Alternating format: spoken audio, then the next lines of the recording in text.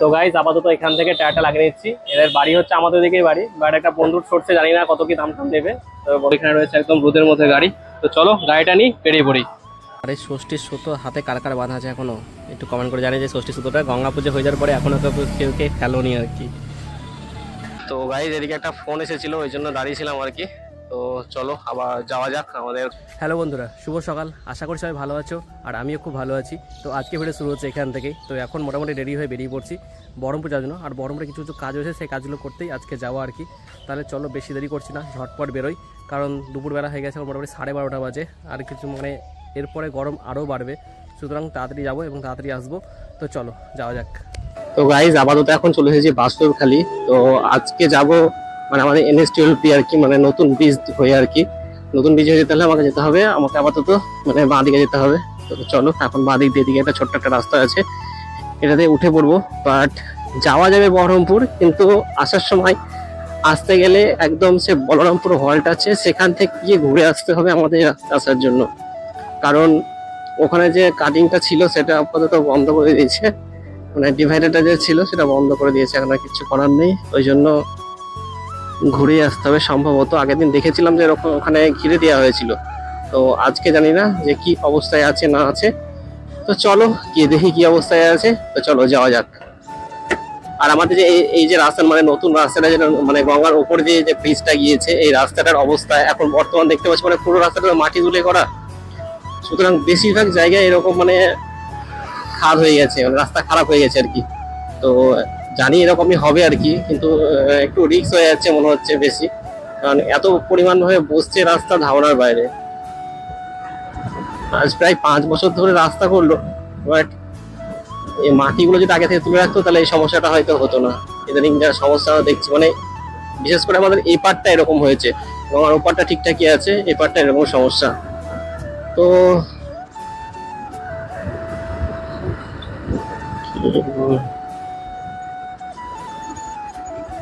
একজন ফোন করছে, দেখি। তো গাইজ এদিকে একটা ফোন এসেছিল, ওই জন্য দাঁড়িয়েছিলাম আর কি। তো চলো আবার যাওয়া যাক আমাদের গন্তব্যস্থল বহরমপুর। আর বহরমপুরে আজকে বিভিন্ন রকম কাজ রয়েছে, সেই সমস্ত কাজ নিয়েই বেরিয়েছি। দেখা যাক কতটা কি কাজ কমপ্লিট করতে পারি, কারণ প্যান কার্ড অফিস যেতে হবে, প্রাঙ্গণ মার্কেট যেতে হবে, সেখান থেকে কিছু মালপত্র কেনাকাটা আছে। আর পারলে পরে আজকে গাড়িটার সামনের টায়ারটা সেটা চেঞ্জ করবো, কারণ বুঝতেই পারছো সামনের টায়ার তোমাদের আমি আগেও বলেছি ভিডিওতে যে আমার গাড়ির কন্ডিশন আপাতত খুবই খারাপ ছিল। তো সেই সমস্ত প্রবলেম সলভ করেছি। এখন মেন সমস্যা হয়ে গেছে টায়ার নিয়ে। তো টায়ারটাকে চেঞ্জ করতে পারলে একটু শান্তি, দুটো টায়ার চেঞ্জ করতে এখন মোটামুটি 5,000 টাকা লাগবে। তো এখন টাকা পয়সার একটু সমস্যা আছে, ফিনান্সিয়াল প্রবলেম আছে, যার জন্য এখন চেঞ্জ তখন চেঞ্জ করিনি। তবে এখন ভাবছি আমাদের একটা একটা করে চেঞ্জ করবো, কারণ দুটো টায়ার হয়তো একসঙ্গে চেঞ্জ করতে পারবো না। ওই জন্য ভাবছি আজকে সামনেটাকে ফার্স্ট সামনেটা চেঞ্জ করবো, কারণ সামনেটার অবস্থা খুবই খারাপ, ব্রেক করলে স্লিপ করছে আর কি, যে কারণে সামনেটা চেঞ্জ না করলে নয়। ওই জন্য ভাবছি যদি আজকে বাজার টাজার করার পর টাকা পয়সা যদি হয়ে যায় তাহলে আজকে চেঞ্জ করে নেবো সামনের টায়ারটা। তো চলো আপাতত আমাদের রাস্তা ধরে এখন যাওয়া যাক। আর এখন দুপুরবেলা ভীষণ গরম রয়েছে, তবে আজকে আবহাওয়াটা একটু মেঘলা মেঘলা হয়ে আছে আর কি, খুব একটা রোদের টেম্পারেচার নেই আজকে। সময় সময় রোদ উঠছে, সময় সময় মেঘলা হয়ে যাচ্ছে, কিন্তু গরমটা রয়েছে, যে একটা গরম, সেই গরমের ভাবটা এখন রয়ে গেছে। তো যাই হোক চলো আর বেশি বকবক করছি না, একদম মার্কেটে গিয়ে কথা হচ্ছে। আর আপাতত তোমরা রাস্তার ভিউটা এনজয় করো। তো চলো।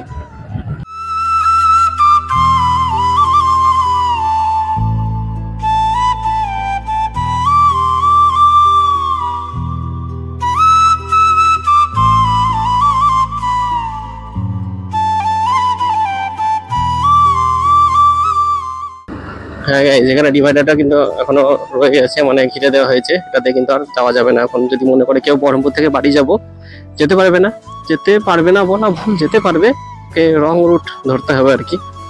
না হলে পরে একদম যে বহরমপুর হল্ট রয়েছে ওখান থেকে গিয়ে রিটার্ন করে আসতে হবে, টার্ন করে আসতে হবে। তো চলো আপাতত এখন মার্কেট যাওয়া যায়, দেখি মার্কেট যাব না আগে যাবো প্যান কার্ড অফিস। তো চলো দেখি। আপাতত এখন পৌঁছে গেছি বহরমপুর।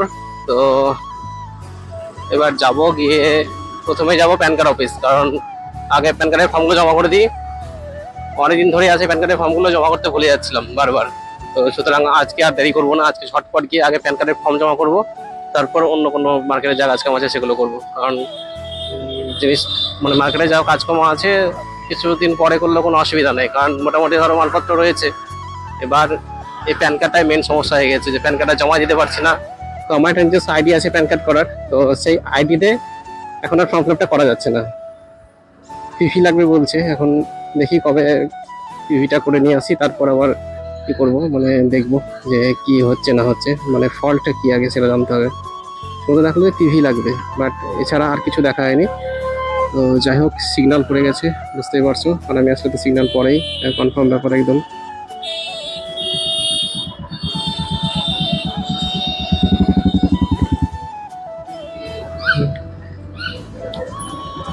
আমার ক্ষেত্রে সিগন্যাল, চলো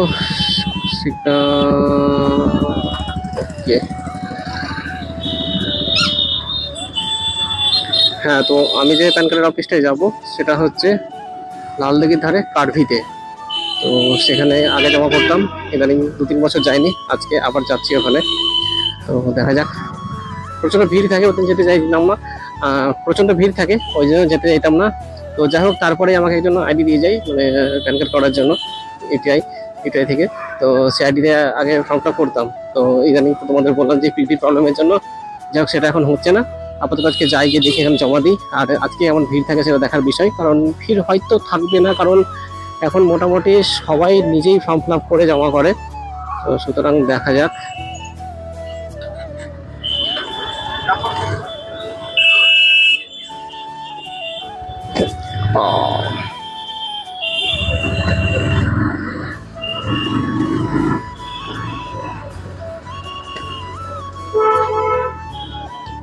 আরে এখানকার বাড়িটা ভেঙে দিয়েছে, তো এটা তো আগে ভাঙা ছিল না, ঠিকঠাকই ছিল। তো এই বিল্ডিং এ রয়েছে প্যান কার্ডের অফিস। আর কি খুব একটা বড়সড় করে নাম লেখা নাই, ছোট ছোট করে নামটা লেখা রয়েছে আর কি, কার্ভি নামটা। তো চলো দেখি, আপাতত এখন গাড়ি কোথায় রাখবো সেটা হচ্ছে বিষয়। গাড়িটা আপাতত এখানে রাখলাম, যাই না।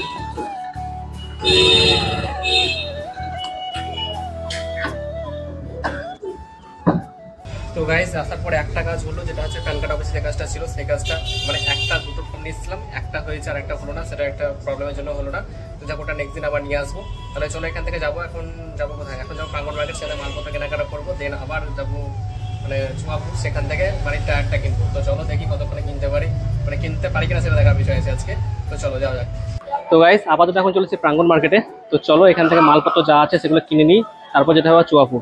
তো চলো।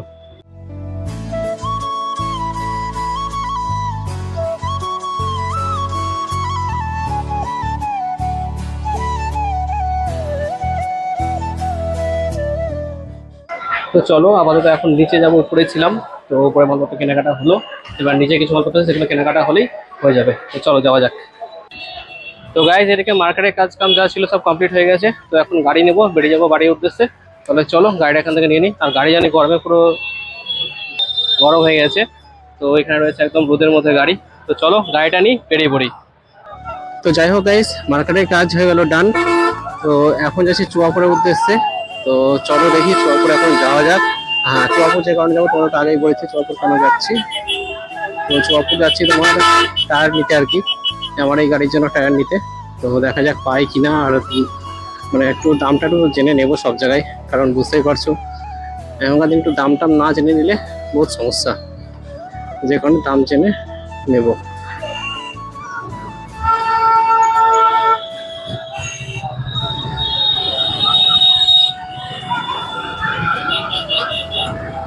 এই হচ্ছে এক সমস্যা, মাঝখানে মানে বাস দাঁড় করে দিয়ে প্যাসেঞ্জার তুলছে।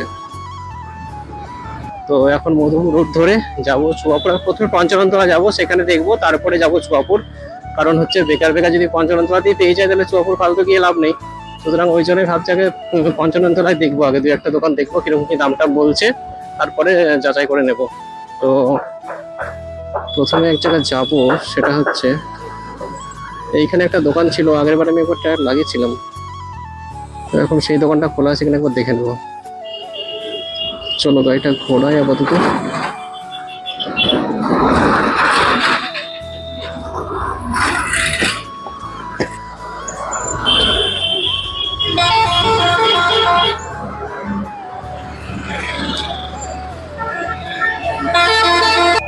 সামনের টায়ারটা হবে?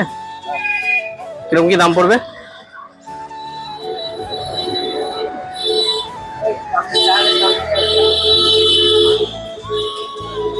হ্যাঁ, 1850। তো আপাতত এখান থেকে টায়ারটা চেঞ্জ করে নিচ্ছি। আর তোমাদের দোকানের অ্যাড্রেসটা বলে দিই, বহরমপুর বাস স্ট্যান্ড থেকে মধুপুর রোড দিকে আসতেই আর কি, মানে মোটামুটি 100 মিটারের মধ্যে পেয়ে যাবে এই দোকানটা, মানে হালিম টায়ার দোকান। তো এখানে অনেক রকমের টায়ার ফায়ার রয়েছে আর কি, তো যে কোনো গাড়ির টায়ার তোমরা এখান থেকে পেয়েই যাবে। তো এখন আপাতত আমার টায়ারটা যেটা ছিল সেটা এখন চেঞ্জ করা হচ্ছে, পুরাতন টায়ারটা। মানে টায়ারটা দেখে বুঝতে পারছো কিচ্ছু নেই, বিন্দু মাত্রা বিট এর মধ্যে নেই। তো গাড়ি চলবে কীভাবে, মানে গাড়ি চালালে পরে এঁকে বেঁকে যাচ্ছে এরকম তাই মনে হচ্ছে। তো যাই হোক, এখন নতুন টায়ার আমার গাড়িতে এখন ফিট হয়ে গেছে, দেখতেই পাচ্ছ এইদিকে তোমরা। তো ফিট হয়ে গেলে পরে মানে আপাতত এখানে তো লাগানো হচ্ছে, এরপর হাওয়াটা দিয়ে চেক টেক করা হবে যে কীরকম কী আছে না আছে, তারপর গাড়িতে সেটিং করা হবে আর কি। তো যাই হোক, এখন গাড়িতে মানে টায়ারটা এখন সেটিং করা হচ্ছে, টায়ারটার মধ্যে পুরো রিংটা আর কি সেটিং করা হচ্ছে। তো গাইজ এদিকে টায়ার লাগানো হয়েছে কমপ্লিট, তাহলে চলো আর বেশি দেরি করতে হবে, ঝটপট বাড়ি যাচ্ছি কারণ গরম লাগছে প্রচণ্ড। মানে আজকে তাপমাত্রা ছিল না বলছিলাম, এখন মোটামুটি তাপমাত্রা বেশ ভালো হয়ে গেছে। এখন বাজে প্রায় 2টো, তাপমাত্রা একদম হাই। তো চলো বাড়ি যাওয়া যাক, দেন কথা হচ্ছে। বহরমপুর থেকে চলে এসেছি বাড়ি, আর বাড়ি এসে খাওয়া দাওয়া করে এখন বিকেলবেলা বেরিয়ে পড়লাম দোকানের উদ্দেশ্যে। তাহলে চলো এখন দোকান যাওয়া যাক, দোকানে কাজকাম করি, দেন কথা হচ্ছে। তো গাইজ হয়ে গেছে বিকেলবেলা, আর বিকেলবেলা হলে তো তোমরা জানোই যে আমার দোকানের ভিতর মন বসে না, মন চলে আসে একদম দোকানের বাইরে চা খেতে। সুতরাং চা নিয়ে নিয়েছি, এখন চা খাবো। চলো।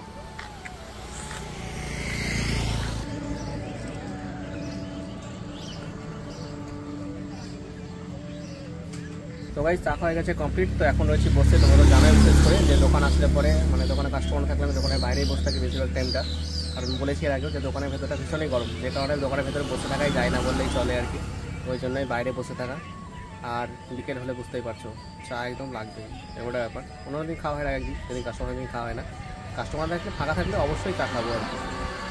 আর সকালে খাই না, একমাত্র রাত্রিবেলা মানে বিকেলবেলাটাইতেই চাটা একটু খাই আর কি। তো যাই হোক চলো এখন কিছুক্ষণ দোকানে বসি, কারণ দোকানের ব্লগ অনেক হয়েছে, দোকানের ভিতরে মানে দোকানে থাকার ব্লগ আমি আর করতে চাইছি না, এই জন্যই আর কি। তো তোমাদের সাথে দেখা হচ্ছে একটু পরে একদম। আর এই ষষ্ঠীর সুতো হাতে কার কার বাঁধা আছে এখনও একটু কমেন্ট করে জানিয়ে যে ষষ্ঠীর সুতোটা গঙ্গা পুজো হয়ে যাওয়ার পরে এখনও কেউ খেলোনি আর কি।